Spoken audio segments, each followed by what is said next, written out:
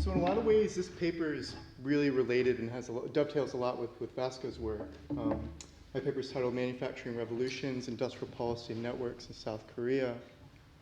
And just taking a step back, this project is really motivated by a desire to revisit the East Asian growth miracle. And if you look at East Asian countries in the late 1950s and early 1960s, if you look at a country like South Korea, they looked like a lot like many least developed countries in that era. Especially if you think of income per capita terms, South Korea ranked along with some sub-Saharan African economies at this time. And so we tend to forget this fact, but what we don't forget is that over the next 20, 30 years, South Korea experienced this rapid industrialization. And so the question in my mind really is, how did South Korea go from being a hopelessly agrarian economy in the 1960s, which had contemporaries like sub-Saharan African economies? How did they go from that to being the manufacturer, the home of manufacturers like Samsung, Daewoo, and things like that? So that's really the guiding question behind this project, and it's an empirical project. It's going to have less theory than any other projects here today. And what I'm going to do to explore this question, or this kind of motivating question, is I'm going to use this policy. I'm going to evaluate this big push type industrial policy. I'm going to look at South Korea's heavy chemical and industry drive, 1973-1979. And I'm going to look at this policy because it really was indicative of, and what these policy planners had in mind. They really had a classic big push in mind, the kind of big pushes that original development scholars had thought about in the 1950s, 1940s, and 1960s. I'm going to look at this policy because it really is representative of what many East Asian countries were doing in the post-war period to try to rapidly industrialize. And importantly, what I'm going to try to argue, especially from an economic history perspective, is that this policy was started and ended due to exogenous social forces, and these social forces can maybe be leveraged to estimate the effects and the impacts of industrial policy in a coherent way. And so the really constrained question of this paper is, what is the effect of industrial policy on industrial development, and can we look at these effects and impacts in kind of a granular way? Is that us? Anyways, this is going to touch on kind of a larger existential question, which is, what is the role of a government in producing industrialization and structural change beyond just getting the fundamentals right? And what I'm not going to address, just to manage expectations here, I'm not going to talk about the welfare implications of this policy. I'm going to steer away from aggregate implications of this policy because I'm using within-country variation, and I think to do so might be hazardous with the framework I'm working in. Right? So here's a roadmap of what I'm going to do. I'm going to first look at the direct effects of this policy. This policy is a temporary industrial policy. It's going to target only a discrete set of constrained sectors. What is the impact on this discrete set of constrained sectors, these targeted sectors? Moreover, because Vasco just talked about, because there's an industrial ecosystem going on, because firms and industries trade and sell amongst one another, what are the impacts beyond just the directly targeted industries? What are the network effects of the industrial policy?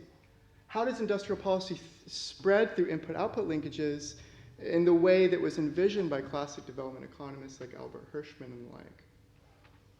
And moreover, because this is a temporary policy, do I see persistent effects of this policy even when the policy is retrenched? And do I see persistent effects of both these direct effects and these network effects? This policy is going to last 6 years. Do I see the lineages of this policy live on? And in kind of doing this empirical exercise, I'm going to touch on kind of a debate in development economics.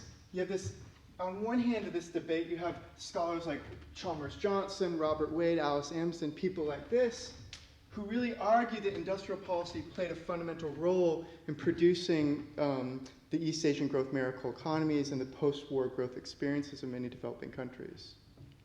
But on the other hand, you have this set of scholars here who argue that industrial policy did more harm than good, that especially in a context like South Korea, and specifically with this industrial policy I'm looking at, HCI, that this policy actually did more harm than good. And these people can vaguely be grouped together as maybe representing the Washington Consensus. And so the problem with this debate is that there's really no empirics either way. That even though industrial policy is used in nearly every developing country, in nearly every developed country, there's really no empirical evidence as to the efficacy of industrial policy. I think that's kind of criminal. There's a few empirical studies for developing countries. Some recent job market candidates have addressed this issue. And there's a few empirical studies for developed countries and developing countries. Philippe's paper is... You can call China a developed country. Well, yeah. It's a good point. You have it for China. But I think nonetheless, regardless of regardless, though, I think it's crazy that there's no empirical literature on the efficacy of industrial policy. I think it's a missing literature. I think it's crazy. I think we ought to take more stabs at it. That's the one with Harrison. Yeah, and Harrison's paper. That's what I'm referring to. Yeah. The paper where you look at the competition effects. And I mean, besides you and Treffler, I can't really. There's very few. Both of them had the same similar problem. I don't want to interrupt you. No. It's fine. Which is to say, it's not only about yes or no, it's how you do it. Absolutely. So because you see, at Kruger, the other one, it could be that they were pointing right things. They were. On the they made valid way to do it. Yes. And maybe there is a way to do yes, it absolutely. more pro-competition or more pro-skill intensive, like non-Treffler. Absolutely. The governance, that was a bit of I think with non-Treffler and us was that. Yes, I think to skip ahead all the way to the end, I think governance is going to be the fundamental role in all this. I'm going to show you things that are relatively trivial, that this policy worked as it was supposed to work, but I think what really underpinned the success of this policy were the political economy factors. So I think to study industrial policy, we have to study political economy. So what specifically I'm going to find is that targeted sectors grow about 80% more than non-targeted sectors, and what I don't find is that this isn't crowding out any other sectors. I'm not estimating a positive effect by virtue of some winners and some losers. Everyone's growing, but some grow more than others. I'm going to find an 80% effect, 80% more growth in targeted versus non-targeted sectors. And importantly, I'm going to find very significant price declines in output for targeted sectors as well, relative to non-targeted sectors. And I'm going to provide some of the first evidence, I'm being cheeky here, of Albert Hirschman linkage effects. Of course, many people have examined these linkage effects. I'm just going to do it in a difference in difference framework. I'm going to just supply some kind of evidence of these Albert Hirschman linkage effects, and I'm going to make the point that these linkage effects are operating in some very nuanced ways that Albert Hirschman didn't expect, that he didn't talk about. And I'm going to find sectoral persistence of both these things. So here's a roadmap of what I'm going to do. I'm going to first talk about the historical nature of this intervention. I think this is what I'm going to use to motivate my identification strategy and empirics. I'm going to talk about the data exercise, which is very intensive. I'm going to briefly talk about the theory. I'm just going to go over a very simplified conceptual framework that's going to frame the empirics. And I'm going to get to the estimation of the direct effects and network effects. Just for time, I'm going to have to glean over the policy implications of this paper, of this policy. I'll explain what I glean over in a second. But really, you can say the history of this project, or this policy, really starts with this guy right here, Richard Nixon, who in 1969, following the disaster of the Vietnam War, decides the US has no business being in the Asia-Pacific region. He decides that the US is going to pull out of Vietnam. And the US is also going to pull out of the Korean Peninsula. So in 1971, Nixon starts withdrawing a couple thousand troops, or about 20,000 troops from the South Korean Peninsula, from the demilitarized zone, and really promises a full withdrawal of the US military presence by the end of the decade. And for South Korea, this is a real disaster, because at this time, as soon as Nixon's making this announcement, South Korea is experiencing increased military threat from North Korea. And at this point, South Korea is actually experiencing a political crisis, because at this time that Nixon's announcing a full troop withdrawal, South Korea is very much convinced that they're going to be invaded by North Korea again.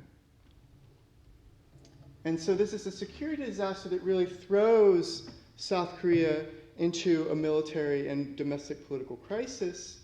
And the president of South Korea, this guy right here, Park Chung-hee, he decides to impose a military dictatorship in 1973 because of this troop withdrawal threat and because of all this potential threat of North Korean invasion. He calls a military dictatorship, and the cornerstone of this military dictatorship is a big push for military self-sufficiency. And this big push is, in fact, the big push that I'm going to study in this paper. this heavy chemical and industry drive from, again, it's going to last 1973 and 1979. And the goal of this policy will be to shift the economy from a light export economy to a heavy industrial economy that's one day capable of producing domestic arms. And to this day, actually, South Korea is a major arms producer in the world. They won't be at this time, but this was really a project that was meant to grow the supply chain for future military industry. And in doing so, what they're going to do is they're going to target about 6 strategic sectors. These are broad sectoral categories. And these are going to translate to about 90 ISIC 5-digit industries that's going to underlie these 6 strategic industries. And so what did this drive do? What did this big push do specifically? What it's going to do, it's going to use kind of 2 policy levers.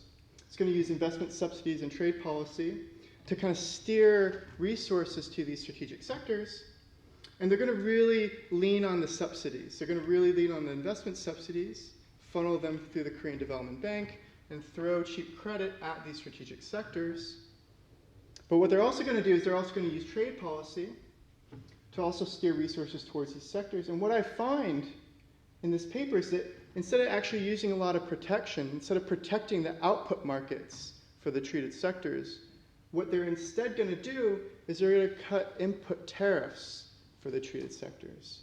And I think this is an important point because many people argue that the East Asian industrial policies really relied on protecting output. And when you look at the data, I don't find that's the case. I find what they rather did was they allowed treated sectors, or target sectors, to import things freely without any tariffs, right? And I won't be able to have time to import inputs mainly? Exactly, to import intermediate inputs for essentially freely. So you can think of a couple set of sectors that are enjoying essentially free trade regimes within a sea of protected industries. So this policy is cut short. This policy, again, starts in 1973 with this military dictatorship, and just 6 years after, it's cut short by the assassination of the president at this time, Park Chung-hee, the chief architect of this policy. So he's assassinated by his own intelligence officers at a dinner party. And the big push really ends after this assassination in 1979, and it really starts winding down then. So I'm going to use 1973 and 1979 as proper start and end dates to this big push. And as you'll see, this will be reflected in the data as well. And I argue that all this historical motivation, it's not window dressing. I think it's advantageous. I think it's advantageous for this intervention, to study this intervention, because it means that security drove this policy. And because security and politics were driving this industrial policy, this means that in this case, the industrial targeting is orthogonal to the usual sources of bias that plague estimates of industrial policy. Specifically, what I mean is this is a policy shock that's being imposed top-down by military decree. And it circumvents, I argue, 2 major sources of bias that kind of pollute empirical studies of industrial policy. On one hand, you have what I call the sunset industry bias. And usually in cross-country studies of industrial policy, you get a negative effect of industrial policy. And that's because in a lot of countries like the UK and in my country, Sweden, you have industrial policies that are being deployed to essentially protect industries that are in decline.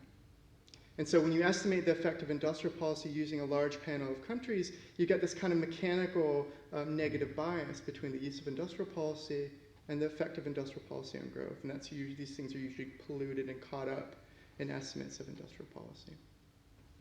So this will circumvent that. However, this will also circumvent what I call the picking losers bias, or what actually other people like Danny Roderick call the picking losers bias. And what I mean by that is that industrial policy in many developing countries is deployed in completely incoherent ways. Resources are being pumped into sectors due to pure political connection standards. They're being steered into industries that they have no hope in having competitive advantage in. And in this case, South Korea is going to use a very advanced planning apparatus to steer resources into industries that are actually coherent, that are not incoherent. In fact, that's a great question.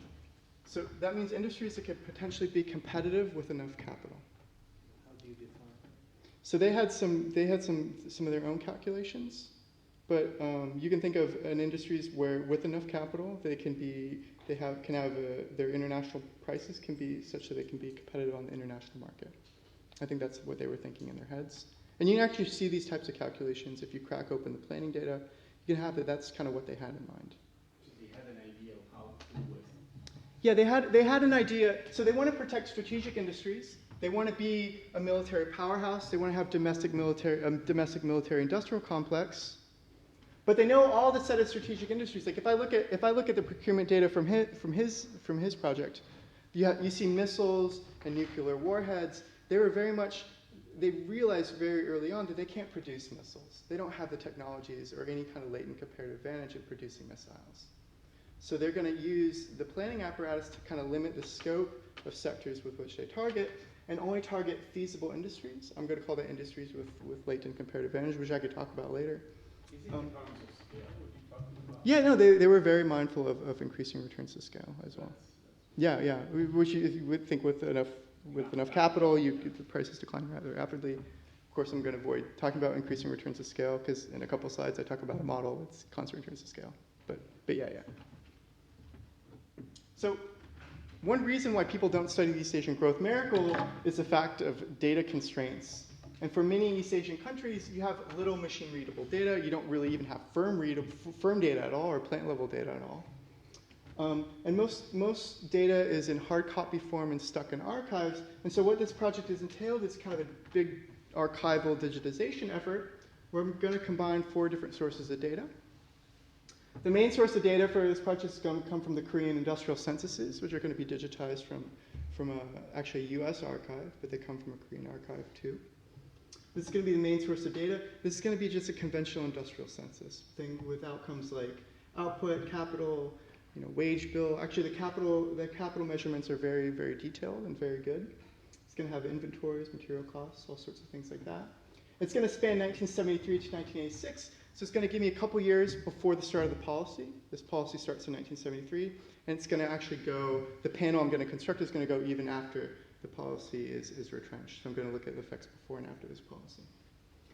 And this is going to be a survey that's conducted at the establishment level, but I'm only going to observe industry level aggregates, which are going to preclude me from doing a lot of advanced stuff. So it's going to be a very kind of simple empirical exercise right now. So I'm going to combine this digitized industrial census with mainframe data tapes, the data tape versions of this industrial census that were sold to a US library in the 1980s. So I'm going to combine this digitized data with mainframe data tapes of similar data. And I'm going to rebuild the input-output network for the economy using the input-output accounts for 1970, a pre-treatment year. I'm going to digitize and recreate the input-output accounts for 1970. These are going to be a pretty reasonable level of granularity, about 340 by 340 sectors. And in addition to this network data, I'm also going to digitize tariff and trade data. And I'm going to observe tariffs that are being applied to these industries, and as well as quantitative restrictions. And this data set was sold to a Swiss graduate student in the 1980s. It's at the product level. I'm going to aggregate this up to the industry level. And I'm going to combine these 4 sources of data together and create a very rich data set that, again, spans the scope of this policy. I'm going to get a couple pre-treatment years and a set of post-treatment years as well. Right. So before I get to empirics, I'm going to just go over very, very stylized theory. I'm not going to derive actually any of the theory that's used in the paper. I'm just going to use the basic conceptual framework to frame the empirical results that are to come. And the theoretical framework I use in the paper is the standard type of Long-Closter model from 1983, the type of Long-Closter model with N industries that's used by people who study network economics right now, people like Vasco and Asimoglu have used this policy. I forgot that at all there. No, yeah. Asimoglu. Are you on this one? Is it blue? Is it blue? No. That's not the same paper. I should put Vasco's paper on here as well. Sorry? But I should put Vasco's paper on here as well. But the paper, the macroannual. Yeah, this is macroannual paper. But anyways, a lot of macroeconomists are using this to study network economics.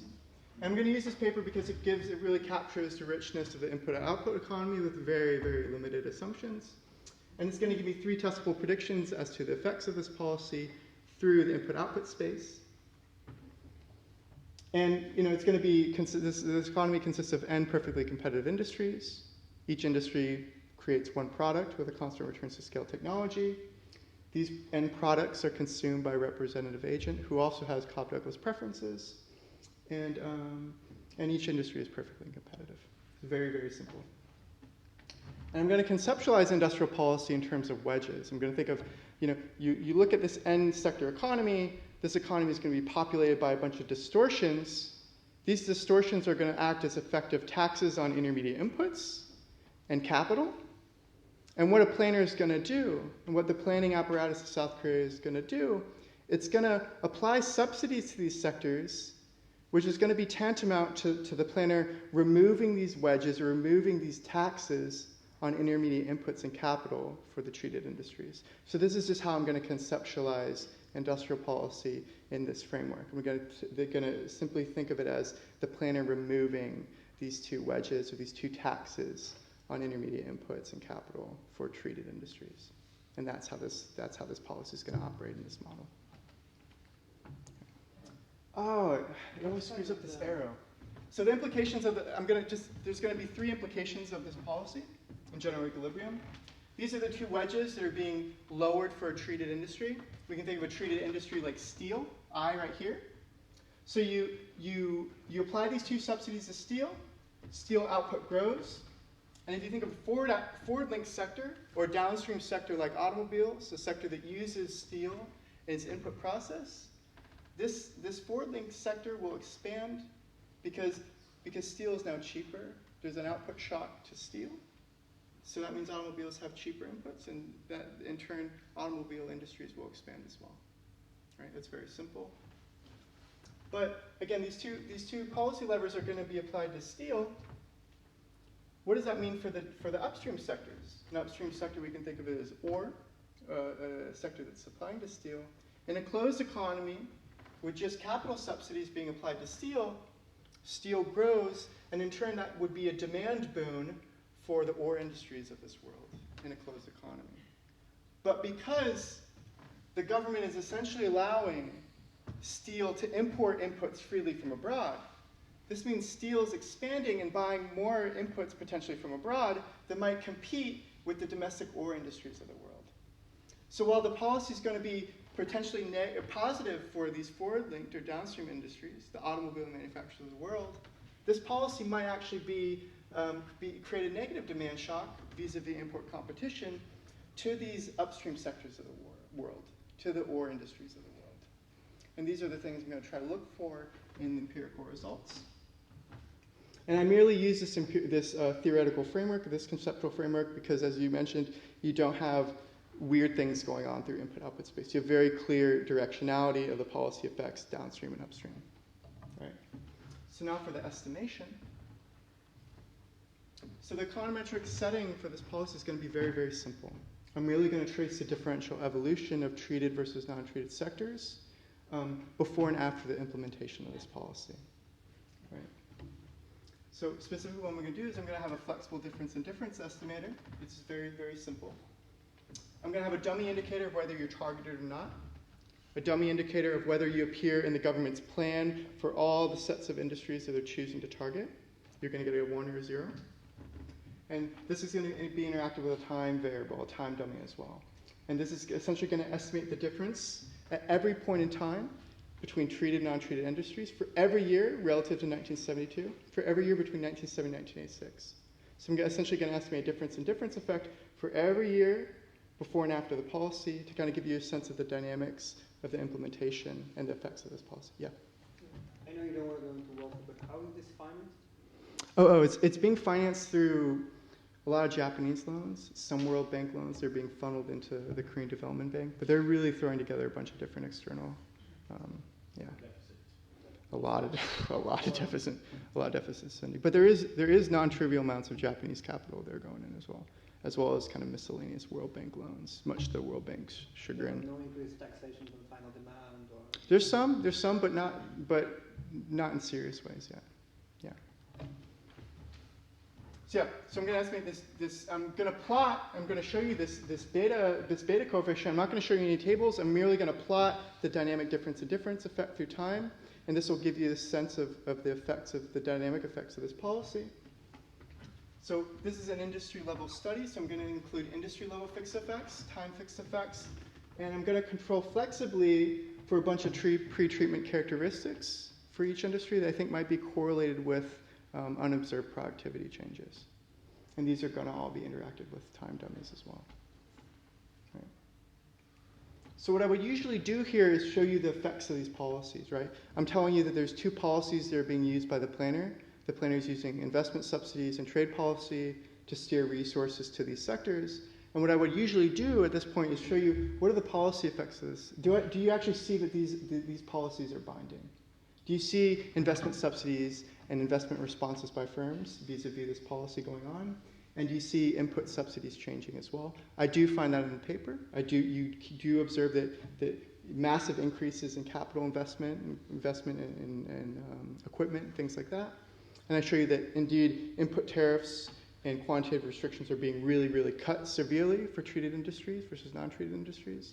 And where you don't see an effect, you don't see that they're increasing protection on the output of these treated industries. So really where you see the action is cutting of tariffs and the subsidizing of capital goods. Yep. I know.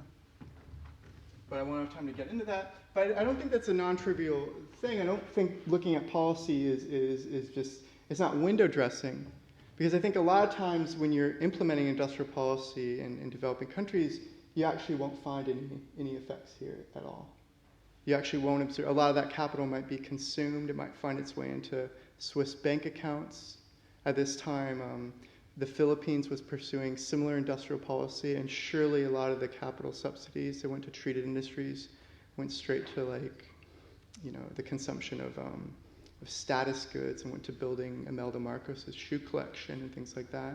So I don't think it's a non-trivial thing, but I won't have time to get into it. What I'm going to instead do is look at the direct effects of the policy. I'm going to look at, does this policy indeed cause differential growth in treated versus non-treated sectors? Again, these two policies are binding.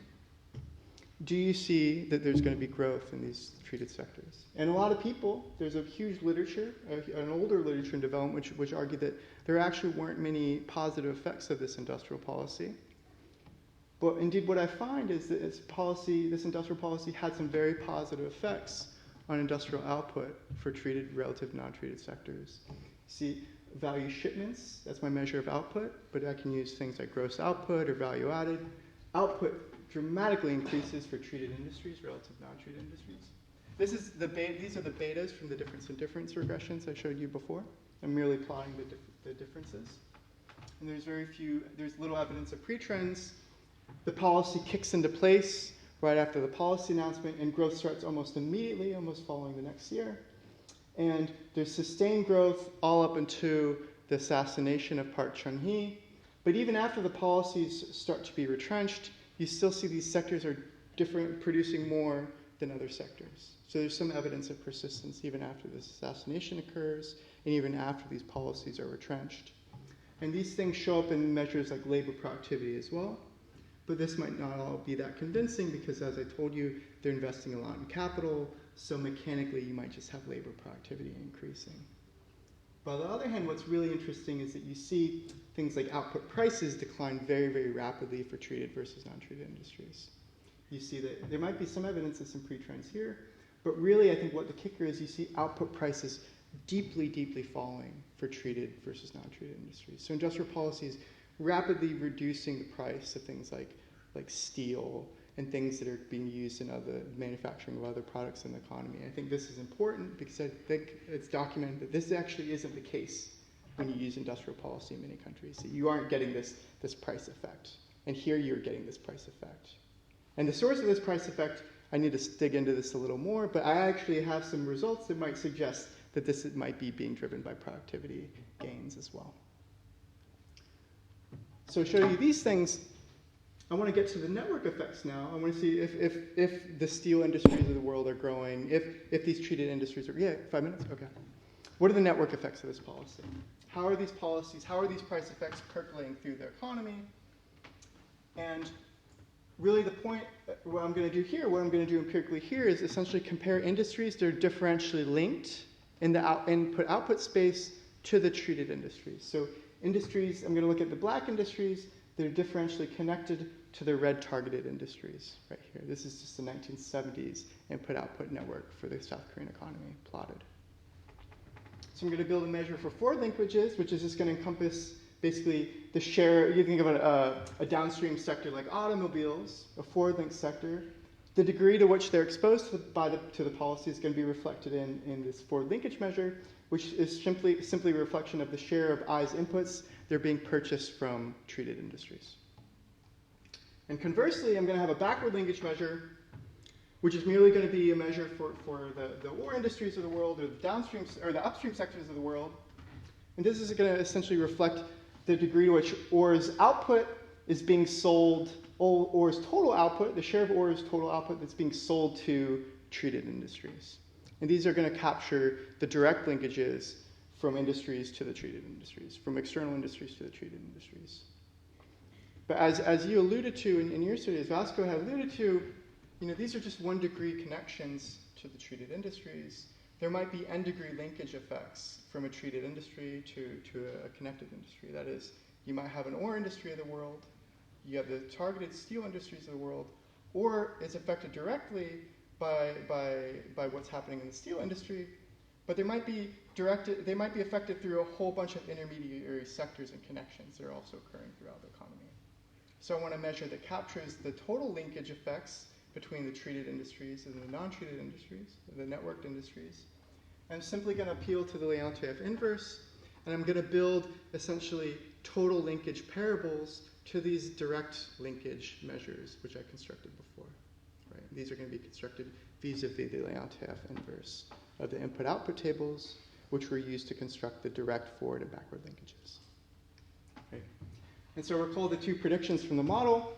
I had the backward linked industries, the downstream industries of the world. There might be an ambiguous effect of this policy because this policy is introducing a bunch of import competition to the upstream industries of the world, to the ore manufacturers of the world.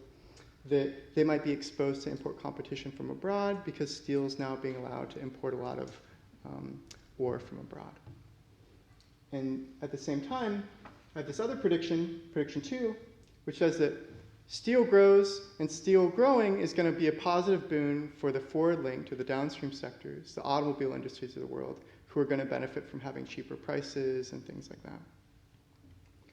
Indeed, if I look at the forward linked firms relative to the unlinked firms, I see there's a lot of noise before the treatment effect occurs, before treatment. I see that forward linked industries grow a lot, they grow substantially during the policy, as is during the policy period, and that these positive effects kind of linger even after the policy is retrenched. So I see that there's these essentially positive forward linkage effects. So the automobile industries are certainly growing as a result of this policy. And I argue that they're growing, and the reason why they're growing is their input prices are lower, and in turn their output prices are lower. They're buying more inputs, domestically produced inputs. They're buying domestic capital, all of which are now cheaper, and this is causing them to grow, and it's also causing them to have cheaper output. So that price decrease I showed you that it's occurring in the treated sectors, this is being transmitted to the automobile industries of the world. So the price decline in one sector is leading to a price decline in these forward-linked sectors. And this is a pretty robust finding in the paper. So as for backward-linked sectors, they indeed show that the ore industries of the world are essentially suffering. Those that are most connected to the treated industries through backward linkages are indeed declining much through the policy period, and they keep declining even after the policy is retrenched. If I use a total linkage measure, this effect is a bit attenuated. There might be positive spillovers that are also kind of benefiting these backward-linked industries. But indeed, you see this kind of negative direct effect on these backward-linked industries. So they seem to be indeed suffering. And I show that they're indeed suffering because they're being exposed to import competition. That is, if you look at the degree to which the economy is importing goods from abroad, backward-linked goods from abroad, before the industrial policy is in place, you see there's no connection between the backward linkage strength and the value of inputs. But you see, during the implementation of the policy, essentially these treated industries are importing a lot of these backward-linked goods from abroad. And these are in turn causing a decline in output from these ore industries of the world. So you could really think of the net effect as if you have these steel industries, the target industries are growing, they're reaping the benefits of this industrial policy. The forward-linked sectors, they're reaping a bunch of benefits of this industrial policy. They're growing in turn. These are the automobile industries of the world. And essentially, on net, the kind of more primitive, the more upstream ore industries of the world, they're essentially being sacrificed so that South could kind of move up the supply chain vis-a-vis this industrial policy. So if you put kind of gather all these facts together, this kind of movement up the supply chain is the kind of image that one gets insofar as the effects of this industrial policy. How am I doing with time? 0? Okay. That's basically the gist of this policy. But one thing I want to say before I end is that the more you look into industrial policy, the more you see that the effects of this industrial policy are almost trivial. What really mattered for this industrial policy working, I think, is the political economy. And that's the next step for this.